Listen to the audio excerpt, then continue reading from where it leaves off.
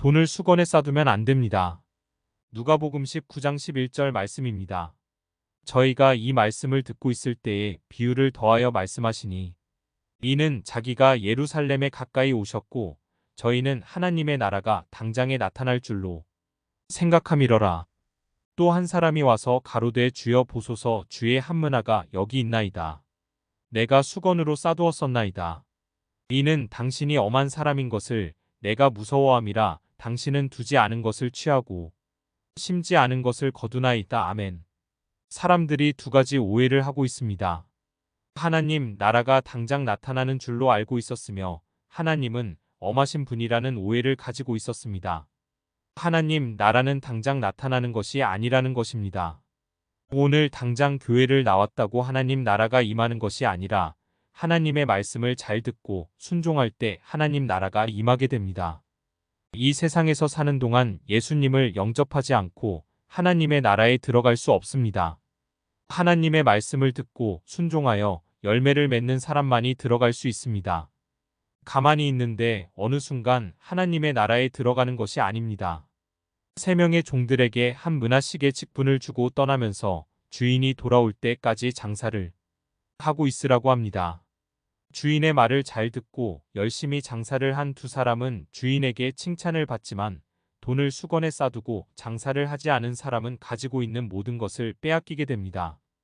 돈을 수건에 싸둔 종은 하나님은 심지 않은 데서 거두는 엄한 분일 것이라고 잘못 알고 있었습니다. 누가복음 19장 21절 말씀입니다. 이는 당신이 엄한 사람인 것을 내가 무서워함이라 당신은 두지 않은 것을 취하고 심지 않은 것을 거두나이다. 하나님은 심지 않은 데서 거두는 분이 아니라 무엇이든지 심은 대로 거둔다고 말씀하셨습니다. 갈라디아서 6장 7절 말씀입니다. 스스로 속이지 말라. 하나님은 만홀이 여김을 받지 아니하시나니 사람이 무엇으로 심든지 그대로 거두리라. 자기의 육체를 위하여 심는 자는 육체로부터 썩어진 것을 거두고 성령을 위하여 심는 자는 성령으로부터 영생을 거두리라. 하나님께서는 각 사람에게 맞는 직업과 재능과 능력을 주셨습니다. 어떤 사람은 적게 받은 사람도 있고 어떤 사람은 많이 받은 사람도 있습니다.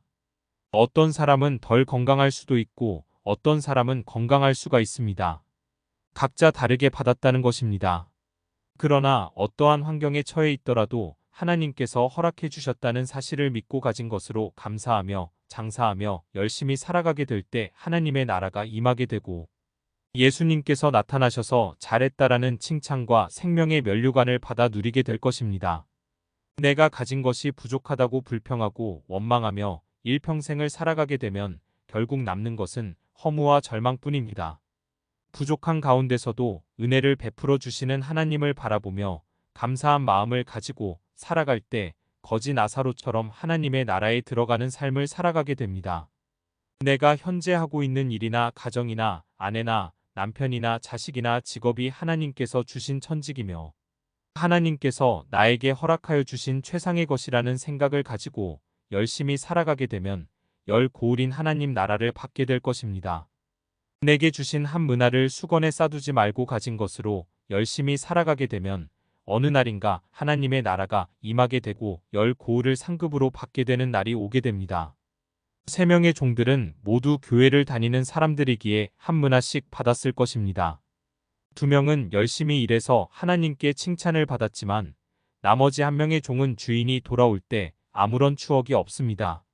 하나님의 말씀은 잊어버리고 묻어둔 채 살아가다가 주인이 돌아왔을 때 낭패를 당하게 됩니다. 하나님께서 나에게 주신 것들을 수건에 싸두는 것이 아니라 잘 활용하여서 열심히 정직하게 하나님 나라를 위하여 사용하여서 주님 오실 때 잘했다 칭찬받고 5 고울을 받아 누리는 축복의 삶을 살기를 간절히 소원합니다.